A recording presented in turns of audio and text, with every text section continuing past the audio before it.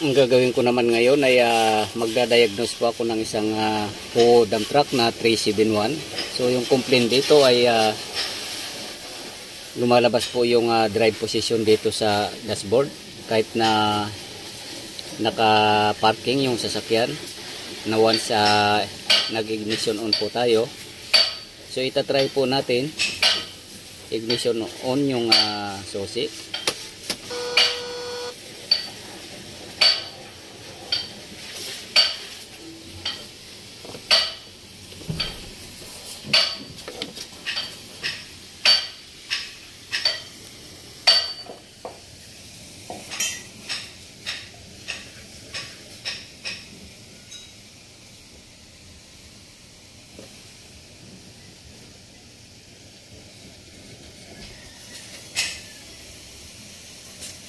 So ayan po, naka-drive position.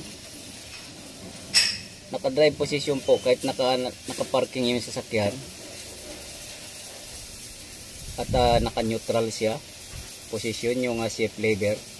So dapat po yan ay naka-neutral yan. In ang nakalagay dito sa indicator na yan.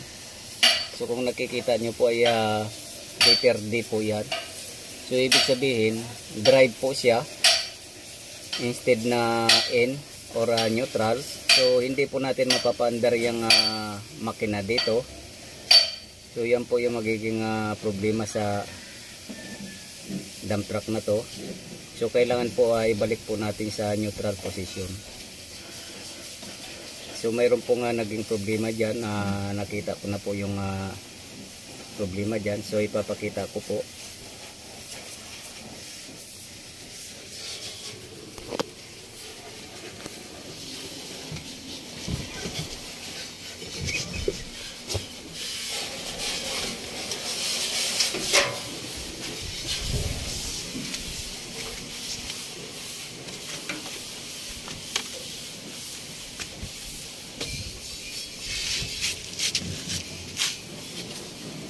So ito po yung naging problema.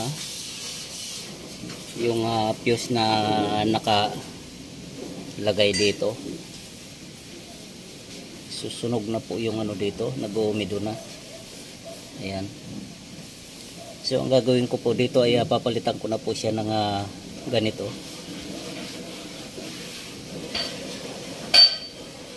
Bali tostado na po yung wire dito, nagkakaroon na po ng lost connection or umiinit na po. Pag uminit na po, so doon na po nagkakaroon ng problema sa dashboard. Yung power supply po ay hindi na po sapat na pumapasok dito.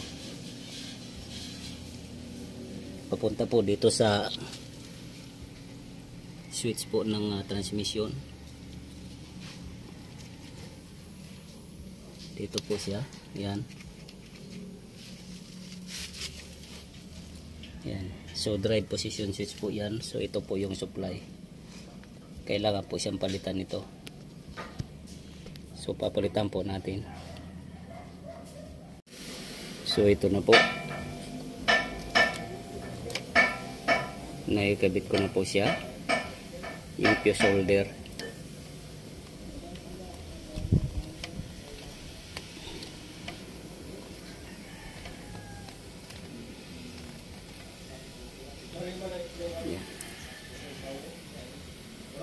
So ito try na po natin doon at titingnan po natin kung mapaandar natin at saka yung indicator na drive position kung naging neutral na po ba siya.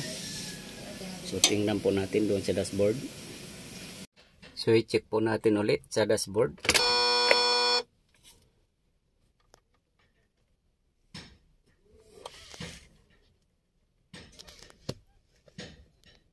So ayan po, neutral position na po siya.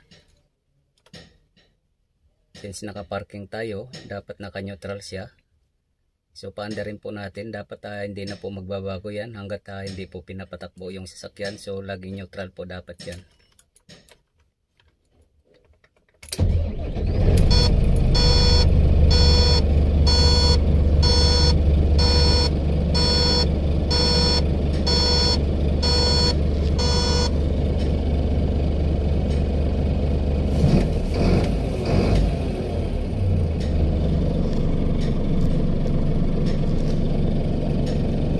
So yan, mabuti na po siya. So pag pinatay ko po to ay dapat namamatay na po siya. So kapag naka-drive po kasi yan, pag pinatay ko ay hindi po siya mapapatay. At kapag lagi pong nakaano yung drive na yon, hindi po maayos, ay marami pong maapektuhan. Mayroon pong mga ibang konektado na hindi po natin mapapapangsyon. So kailangan na neutral po talaga ang lalabas kapag nakaparking po tayo.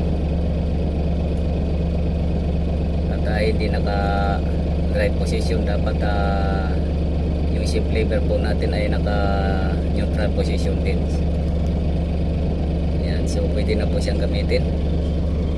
So hanggang dito na lang po muna ang video kong ito. Please like, subscribe na lang po and hit notification bell para sa susunod na mga video. God bless all po.